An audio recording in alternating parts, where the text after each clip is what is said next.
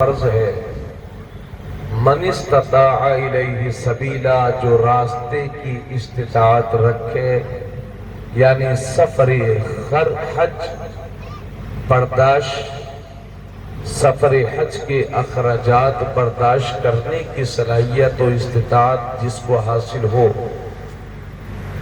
ایسے شخص کے لیے اللہ رب العزت فرماتا ہے کہ اس پر اللہ نے اللہ کی رضا کے لیے اس پر لوگوں پر اللہ نے حج کو فرض فرما دیا ہے۔ معزز سامعین، آئیے ایک حدیث کریمہ سماعت کریں۔ نبی کریم صلی اللہ علیہ وسلم نے فرمایا، بنی الاسلام علی خمس، شہادت ان لا الہ الا اللہ وان محمد رسول اللہ وإقام الصلاة وإيتاء الزکاة وحج البیت وصوم رمضان۔ نبی کریم صلی اللہ علیہ وسلم نے ارشاد فرمایا، اے لوگو، اسلام کی بنیاد 5 چیزوں پر رکھی گئی ہے۔ ان میں سب سے پہلی چیز یہ ہے اس بات کی گواہی دینا کہ اللہ کے سوا کوئی معبود نہیں اور محمد صلی اللہ علیہ وسلم اللہ کے رسول ہیں۔ وَإِقَامِ الصَّلَاةِ، اور نماز قائم کرنا، وَإِيتَاءِ الزَّکَاةِ، اور حج کرنا، وَحَجِّ الْبَیْتِ، اور کعبۃ اللہ کا حج کرنا، وصوم رمضان، اور رمضان شریف کے مقدس مہینے کے روزے رکھنا۔ یہ وہ 5 چیزیں ہیں جن پر اسلام کی بنیاد رکھی گئی ہے۔ جیسے کوئی روم بنتا ہے، کوئی کمرہ بنتا ہے تو اس کے 4 ستون ہوتے ہیں اور ایک چھت ہوتی ہے، 5 مل کر کے ایک روم بنتا ہے، ایک حجرہ بنتے ہیں۔ اسی سے تشبیہ دی گئی اور فرمایا گیا اسلام کی بنیاد 5 چیزوں پر ہے۔ توحید کی گواہی، رسالت کی گواہی، اور اس کے بعد کلمہ شریف جب پڑھ لیا اور جب ہم مسلمان ہو گئے تو پھر نماز پنجگانہ، اور مالی کے نصاب ہونے پر سال میں 1 بار زکوٰۃ کا ادا کرنا، اور صاحب حیثیت ہونے پر زندگی میں 1 بار کعبۃ اللہ کا حج کرنا، اور رمضان شریف کے مقدس مہینے کے روزے رکھنا۔ یہ 4 چیزیں اسلام میں فرض ہیں۔ انہیں فرائض اربع کہا جاتا ہے، یعنی اسلام کے بنیادی 4 فرض۔ جس طرح سے نماز فرض ہے، اگر نماز کی فرضیت کا کوئی انکار کرے گا تو وہ اسلام سے خارج ہو جائے گا۔ اسی طرح سے حج بھی ایک ایسا فرض ہے صاحب استطاعت کے لیے، ہے نا، کہ اگر اس کی فرضیت کا کوئی بھی آدمی، چاہے وہ صاحب استطاعت ہو یا نہ ہو، اگر اس کی فرضیت کا کوئی انکار کرے گا تو وہ اسلام سے خارج ہو جائے گا، وہ مسلمان نہیں۔ اور ادائیگی میں دیر کرے گا تو گنہگار ہے، مردود الشہادہ ہے۔ یعنی اللہ جس بندے پر حج کو فرض فرما دے، اسے چاہیے کہ اس فرض کی تکمیل کی جلد از جلد کوشش کرے۔ حضرات، آپ غور فرمائیں، جو حدیث میں نے پڑھی ہے اس میں 4 عبادت ہیں: نماز، زکوٰۃ، حج اور روزہ۔ آپ دیکھیں کہ نماز صرف جسمانی عبادت ہے، نماز پڑھنے کا کوئی ٹیکس نہیں لگتا۔ آپ چاہے 50 رکعت پڑھو، چاہے 100 رکعت پڑھو، چاہے 20 رکعت پڑھو، چاہے 10 رکعت پڑھو، آپ سے کوئی پیسہ نہیں لیا جاتا۔ تو نماز صرف جسمانی عبادت ہے، اور زکوٰۃ صرف مالی عبادت ہے، اور روزہ بھی جسمانی عبادت ہے۔ یعنی 4 فرض ہیں جس میں نماز بھی جسمانی عبادت، روزہ بھی جسمانی عبادت ہے، اور زکات یہ مالی عبادت ہے، اور حج یہ مالی عبادت بھی ہے اور جسمانی عبادت بھی ہے، یعنی جسم سے ارکان بھی ادا کرنے ہیں اور مال بھی خرچ کرنا ہے۔ آپ حضرات ذرا ذہن حاصل کریں، افراتفری کے شکار نہ ہو، کسی بات کو سمجھنے کی کوشش کریں، تب تو کوئی کام کی بات ہو سکے گی۔ اللہ تعالیٰ آپ سب کو سلامت رکھے، خوش رکھے۔ زندگی میں ایک بار صاحب حیثیت کے لیے، یعنی بندہ مسلمان ہو، عاقل ہو، بالغ ہو، اس کے اعضاء صحیح ہوں، تندرست ہوں، ہر آزاد مرد و عورت پر زندگی میں ایک بار حج کرنا فرض ہے۔ بولو سبحان اللہ۔ لیکن لوگوں نے یہ سمجھ رکھا کہ صاحب جب بڑھاپے میں کوئی کام نہ رہے تو حج کر لو۔ اس موقع پر میں حضرت مولانا محمد یونس صاحب کے دونوں بیٹوں محمد آصف صاحب اور محمد مونس انصاری کو مبارکباد پیش کرتا ہوں۔ خوش قسمت ہیں دونوں بچے جو اپنے والدین کو حج کے مبارک سفر پر بھیج رہے ہیں۔ اللہ رب العزت ان بچوں کے حوصلوں کو سلامت رکھے اور ان کی خدمات کو قبول فرمائے۔ حضرات اب آئیے ذرا ایک مشکات شریف کی حدیث سنیں۔ عن عبداللہ بن عباس قال قال رسول اللہ صلی اللہ تعالی علیہ وسلم یا ایہا الناس ان اللہ کتب علیکم الحج فقام الاقرع بن حابس افی کل عام یا رسول اللہ قال لو قلتها نعم لوجبت ولو وجبت لم تعملوا بها ولم تستطيعوا والحج مرة فمن زاد فتتبع۔ یہ مشکات شریف کی حدیث ہے، حضرت عبداللہ ابن عباس اس کے راوی ہیں۔ نبی کریم صلی اللہ علیہ وسلم نے فرمایا، اے لوگو، اللہ نے تم پر حج کو فرض فرما دیا ہے۔ جس وقت یہ بات میرے نبی نے مجمع میں فرمائی، صحابہ کے درمیان فرمائی، تو انہی صحابہ میں سے ایک صحابی حضرت اقرع بن حابس کھڑے ہو گئے اور عرض کرتے ہیں افی کل عام یا رسول اللہ، یا رسول اللہ کیا ہر سال حج کرنا فرض ہے؟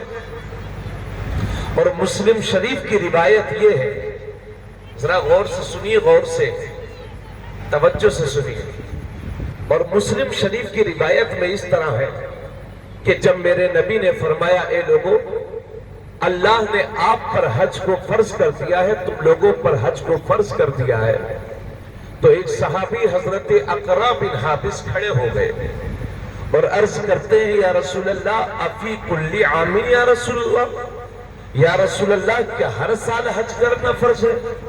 میرے نبی ان کے سوال کے جواب میں خاموش رہے۔ پھر وہ صحابی دوبارہ کھڑے ہوتے عرض کرتے ہیں افی کل عام یا رسول اللہ، یا رسول اللہ کیا ہر سال حج کرنا فرض ہے؟ نبی کریم صلی اللہ علیہ وسلم خاموش رہے۔ پھر وہ تیسری بار عرض کرتے ہیں افی کل عام یا رسول اللہ، یا رسول اللہ کیا ہر سال حج کرنا فرض ہے؟ نبی خاموش رہے۔ تیسری بار جب انہوں نے کہا کہ یا رسول اللہ ہر سال حج کرنا فرض ہے، تو میرے نبی نے فرمایا اے میرے صحابہ، زیادہ سوال نہ کیا کرو، چونکہ پچھلی امتیں اپنے نبیوں سے زیادہ سوال کرنے کی وجہ سے ہلاک و برباد کر دی گئی ہے۔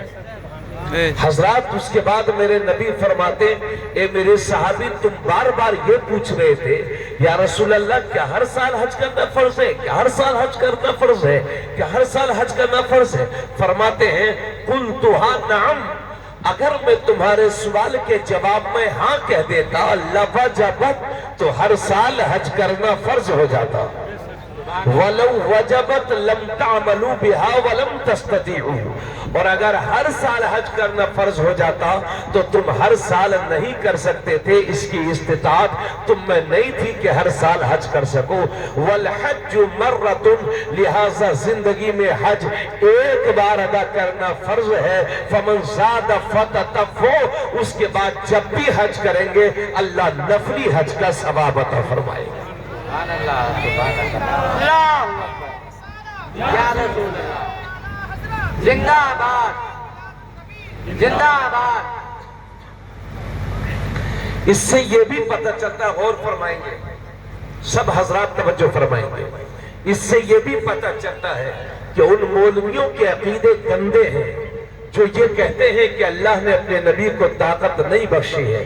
الحمدللہ حدیث سے پتہ چلتا ہے کہ ہمارے نبی احکام شرعیہ پر اختیار کلی رکھتے ہیں، یعنی اللہ نے انہیں اس طاقت سے نوازا ہے کہ جس چیز کو چاہے امت کے لیے حلال فرما دے اور جس چیز کو چاہے حرام فرما دے، جس چیز کو چاہے ضروری فرما دے اور جس چیز کو چاہے غیر ضروری فرما دے۔ اس طاقت سے اللہ نے اپنے حبیب کو نوازا ہے۔ اسی وجہ سے تو ہمارے پیر و مرشد سرکار تاج الشریعہ فرماتے ہیں،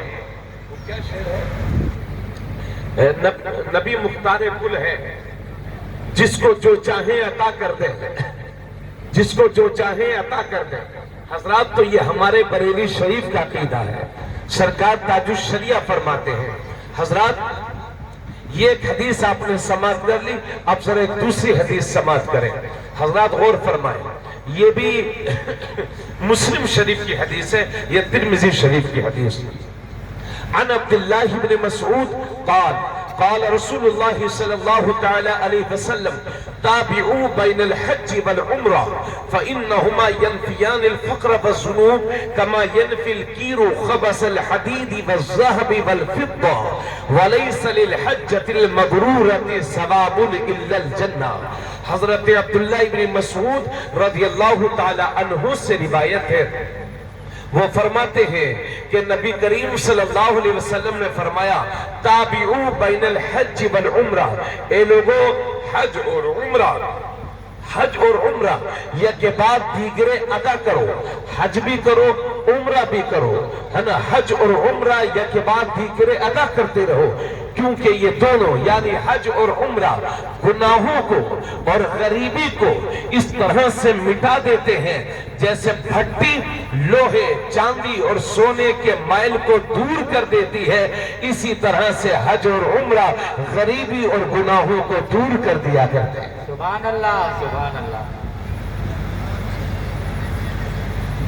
ذرا زور سے بولو اور دل لگا کے سن لو، یہ اٹھک بیٹھک مت مچاؤ۔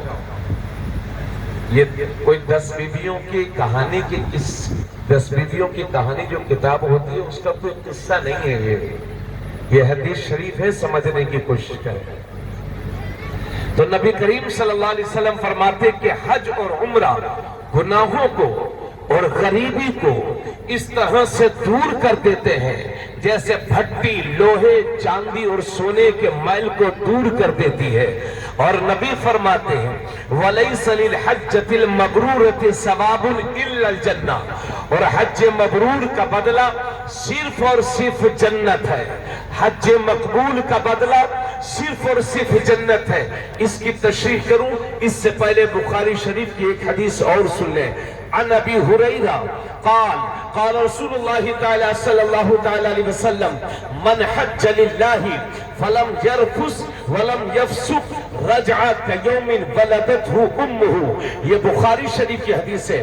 نبی کریم صلی اللہ علیہ وسلم فرماتے ہیں کہ جس نے اللہ کی رضا کے لیے حج کیا، جس نے اللہ کی خوشنودی کے لیے حج کیا اور اس مبارک سفر میں اپنی بیوی سے صحبت نہیں کی، ولم یفسق اور کوئی بھی گناہ کا کام نہیں کیا، رجع کیوم ولدتہ امہ، نبی فرماتے ہیں جب وہ پلٹتا ہے تو گناہوں سے ایسا پاک اور صاف پلٹتا ہے جیسے آج ہی اس کی ماں نے اسے جنم دیا ہے۔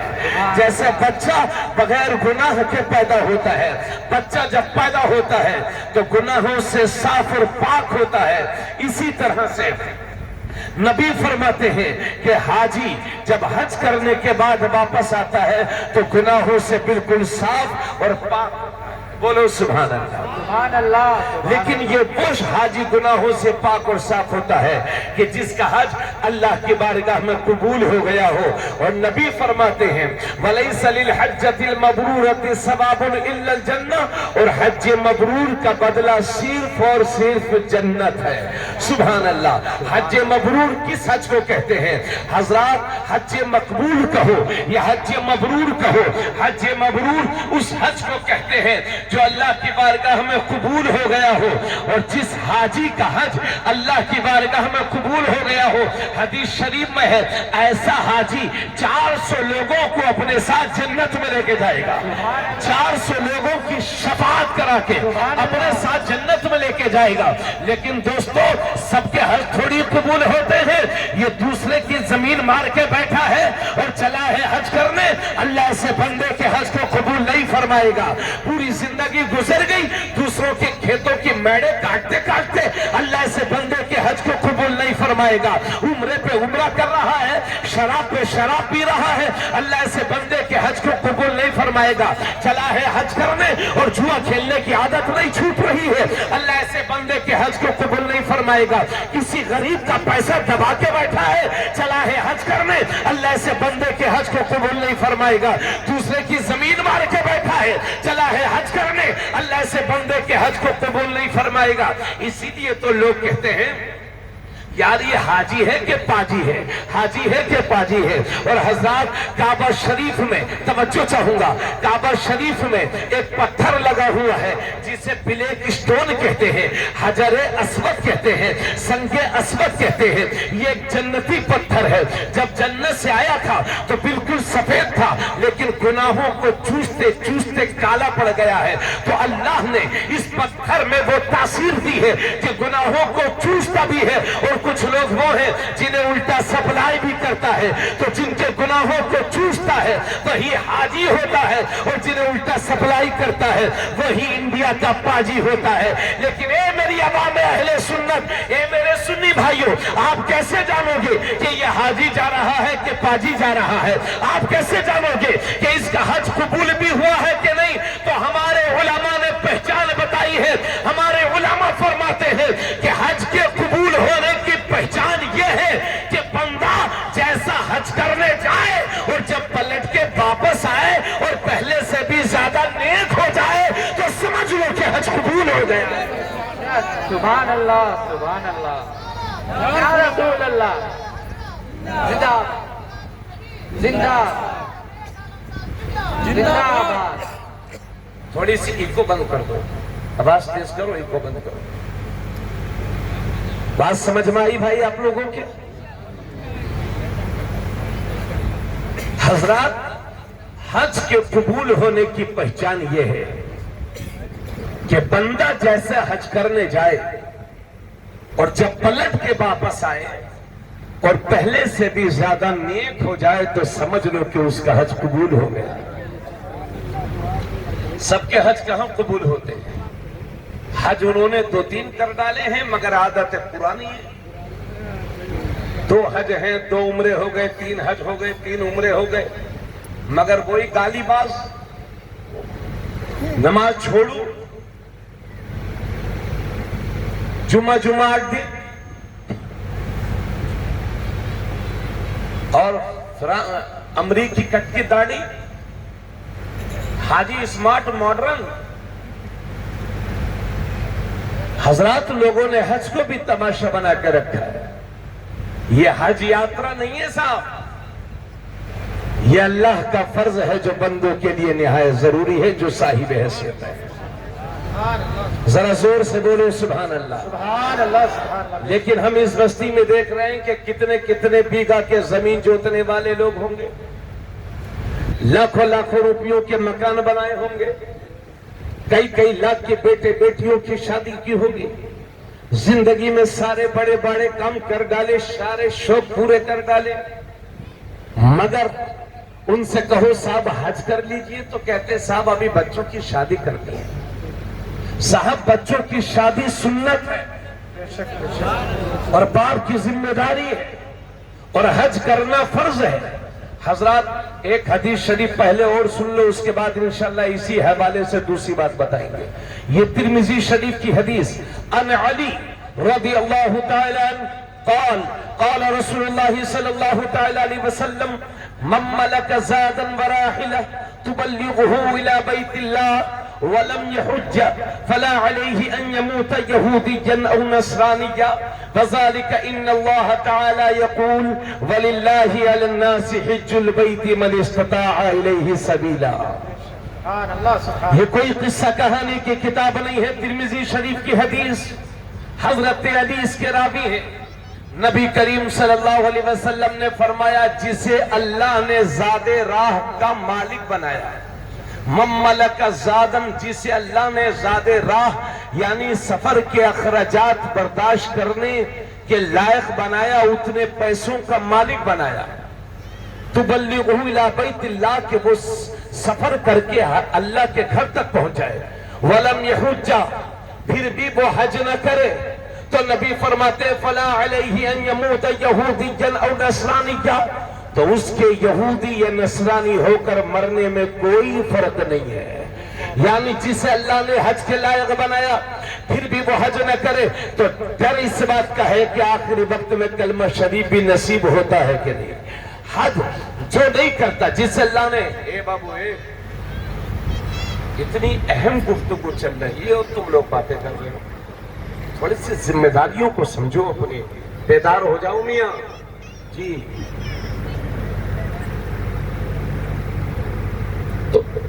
تو نبی کریم صلی اللہ علیہ وسلم فرماتے ہیں اس کے یہودی یا نصرانی ہو کر مرنے میں کوئی فرق نہیں. یعنی ڈر اس بات کا ہے کہ یہودی ہو کر کے مرے کہ عیسائی ہو کر کے مرے. ارے کیا کرو گے ایسے پیسے کا جس میں حج بھی نصیب نہ ہو سکے. کروڑ پتی ہیں لوگ, کئی ایکڑ کے مالک ہیں لوگ, بڑی بڑی بلڈنگیں ہیں لوگوں کی, مگر حج نہیں کرتے. کئی لاکھ کی کاروں میں گھوم رہے لوگ, مگر حج کی سعادت نصیب نہیں ہوتی. حافظ فرقان صاحب, میں کبھی سوچتا ہوں یار لوگوں کے پاس اتنا پیسہ ہے پھر حج کیوں نہیں کرتے.